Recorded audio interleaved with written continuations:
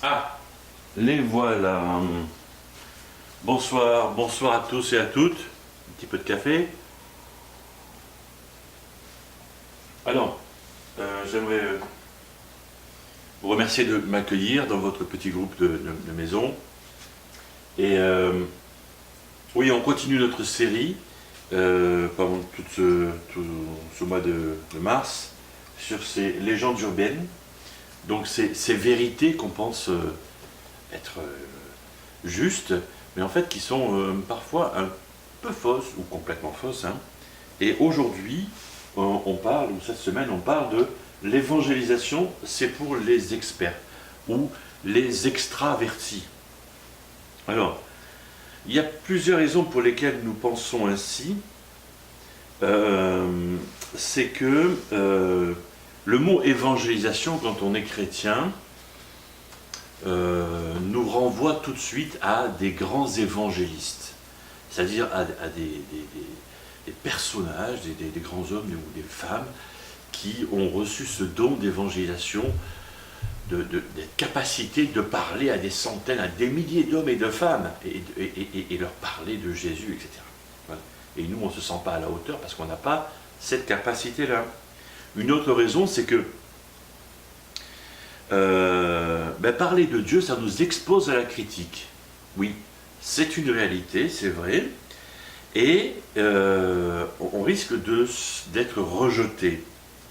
Une autre raison, c'est que on se dit qu'on ne connaît pas assez bien la Bible. Et si on nous pose des questions, et si, ceci, cela, voilà, bref. Et donc on recule toujours. Pourtant, chaque personne qui vit une relation personnelle avec Jésus-Christ est capable d'en parler, de ce que lui, de ce que elle, de ce que toi, de ce que moi, de ce que nous vivons personnellement avec Christ. Nous sommes capables d'en parler. Bon, si c'est intime, ok, c'est intime. Mais si c'est pas intime, on est capable de dire, voilà, Jésus m'a fait comprendre que ça ou ça devait changer dans ma vie, et voilà comment j'ai effectué ce changement, et voilà quels sont les fruits positifs dans ma vie. Bref. Jésus a rencontré une femme de mauvaise vie, pour pas dire une prostituée. On trouve ça dans Luc chapitre 7. Donc un pharisien invita Jésus à manger. Bon, je fais court. Il y a une femme de mauvaise vie qui rentre, qui commence à lui laver les pieds avec ses cheveux, un parfum, bref, tout ça. Et puis, finalement, il dit à la femme, tes péchés sont pardonnés, ta foi t'a sauvé, va en paix. Vous pouvez lire ça donc dans Luc chapitre 7, versets 36 à 50. Ok. Donc l'idée ici, c'est que parce que Jésus se fait reprendre par son hôte, par le pharisien, il lui dit, mais qu'est-ce que tu es en train de te laisser tripoter les pieds par cette femme de mauvaise vie, tout le monde sait qui elle est, tu vois.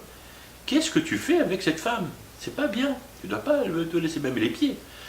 Ça va pas, quoi. Voilà.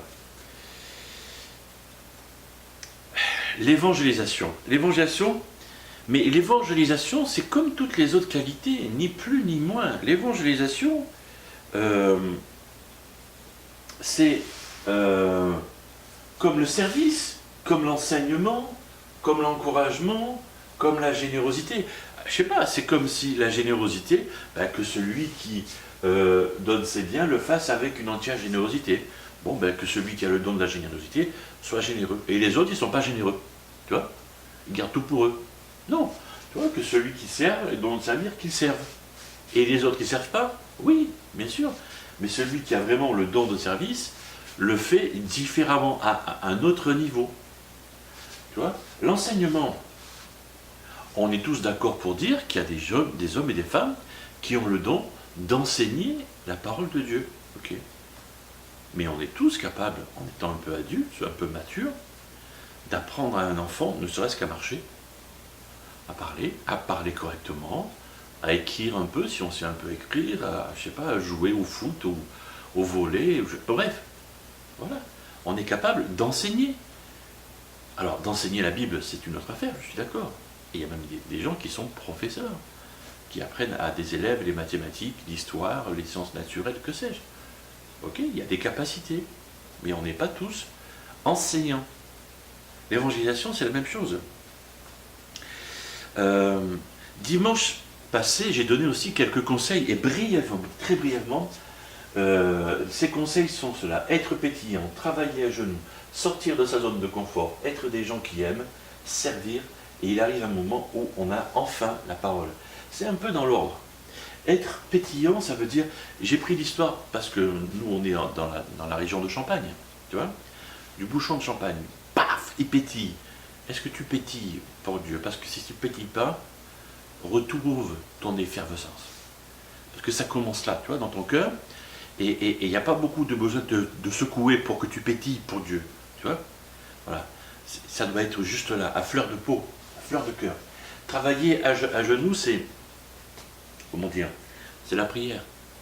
Et je dis bien travailler, c'est difficile, c'est un combat. À genoux, on n'aime pas beaucoup se mettre à genoux, tu vois. Voilà, c'est compliqué la prière, c'est un combat. Voilà. Et si tu veux avoir la sainte prétention de transmettre la parole de Dieu, si tu ne passes pas par l'étape de la prière, reste assis devant ta télévision à regarder ta série préférée ou devant ton ordinateur en train de faire ce que tu dois faire. Des choses bien, j'espère. Voilà. Sortir de ta zone de confort, comme Jésus l'a fait avec cette femme qui lui a lavé les pieds avec ses cheveux, le parfum, tout ça. Honnêtement, Jésus est à table, en train de manger tranquillement, et la femme se pointe comme ça et lui lave les pieds. Non mais, lâche-moi quoi. Non. Non. Il sort de sa zone de confort.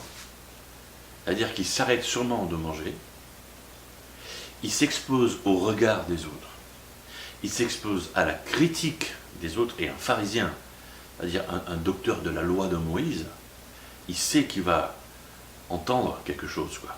Voilà. Donc il sort de sa zone de confort, il prend le risque des remarques, tout ce que tu veux, voilà, c'est ça.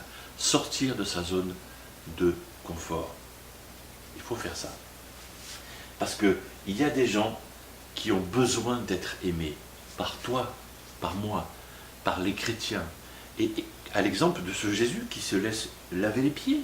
Non mais sérieusement, sérieux, laver les pieds. Oui, c'était la tradition, mais quand même. Oh, en plein repas.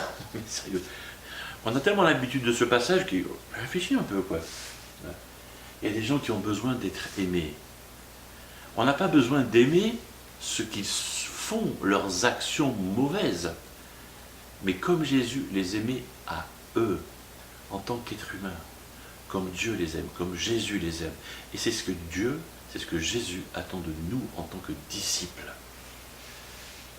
Pas d'aimer leurs actions mauvaises, mais de les aimer à eux.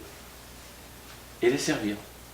Se mettre à leur service. Beaucoup de gens ne veulent pas aller dans les églises. Parce que peut-être qu'ils ne sont pas anti-Dieu, peut-être qu'ils croient qu'il y a un grand pouvoir quelque part, voilà. Mais ils ont été déçus par les églises. Et nous, on fait tout ce qu'on peut pour les faire rentrer dans l'église, mais ils ne veulent pas venir. Eh ben, c'est à toi et à moi aller vers eux. Et pour faire ça, il faut sortir de notre zone de confort. C'est-à-dire, il faut laisser notre petit confort, notre petit cocon, et aller vers eux. Voilà. Et les aimer et se mettre à leur service. Et c'est quand tu vas te mettre à les servir qu'ils vont te demander, mais pourquoi tu... Qu'est-ce qui t'amène à venir à moi? Parce que je sais que tu es différent de moi. Voilà. Et à ce moment-là, tu pourras causer de ta foi. C'est pas au début, ça. Hein. Vous avez remarqué? Tu peux aller, c'est dans l'ordre, en fait. Hein. C'est-à-dire que tu peux déborder de foi. Voilà. La prière, c'est ta base. Il va falloir que tu sortes de ta zone de confort. Aimer ces gens qui sont là-bas. Te mettre à les servir. Et enfin, on va te donner la parole.